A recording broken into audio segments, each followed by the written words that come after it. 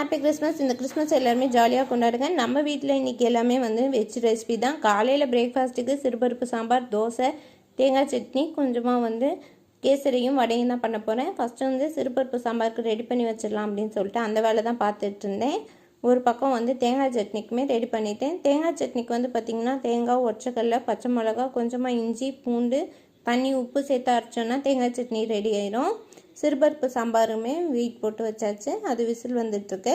ஒரு பக்கம் வந்து காலையிலேயே எழுந்தோடனே உளுந்த வடைக்கு உளுந்த ஊற போட்டேன், அதனால் அதையுமே அரைச்சி வச்சிடலாம் சொல்லிட்டு அரைச்சி வச்சுட்டு இது கூடயே வந்து பச்சை மிளகா, வெங்காயம், கொஞ்சமாக வந்து இஞ்சி இதெல்லாம் சேர்த்துட்டு அதுக்கப்புறமா நம்ம வடை போடும் போது கொஞ்சமாக உப்பு சேர்த்து பசஞ்சிக்கலாம். தேங்காய் சட்னியுமே ரெடி பண்ணிவிட்டு ஒரு பக்கம் கேசரிக்கு முந்திரியை ஃபஸ்ட்டு வறுத்து எடுத்துகிட்டு இதிலே வந்து நான் வந்து ரவையுமே வறுத்து எடுத்துகிட்டு கொஞ்சமாக வந்து நல்லா தண்ணி சேர்த்துட்டு இந்த டைம் வந்து பார்த்திங்கன்னா நான் வந்து கேசரி கம்மியாக தான் செஞ்சுருக்கேன். ஏன்னா ஹெவியாக சாப்பிட முடியாதுன்றதுனால கொஞ்சமாக தான் பண்ணியிருக்கேன். கொஞ்சமாக வந்து கேசரி பவுடர் சேர்த்துட்டு நல்லா வந்து கொதிக்க விட்டுருணும். அதுக்கப்புறமா நம்ம வறுத்து வச்சுருக்க ரவையை சேர்த்துட்டு நல்லா கொதிக்க விட்டு ஃபைனலாக வந்து சர்க்கரை, 2 டீஸ்பூன் நெய், இது கூடயே வந்து முந்திரி சேர்த்து கலந்து இறக்கணுன்னா கேசரி ரெடி ஆகிடும். பாப்பா இந்த டைம் வந்து திராட்சை சேர்க்க வேணாம்னு சொல்லிட்டு அதனால வெறும் முந்திரி மட்டும் சேர்த்து செஞ்சுருந்தேன்.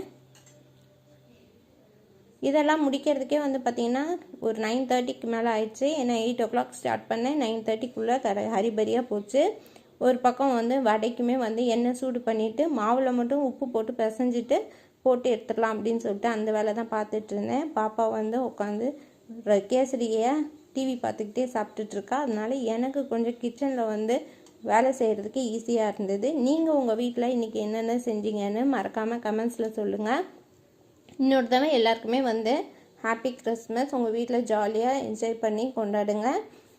நாங்கள் எங்கள் வீட்டில் வந்து இன்றைக்கி வந்து சூப்பராக கிறிஸ்மஸை கொண்டாடினோம்.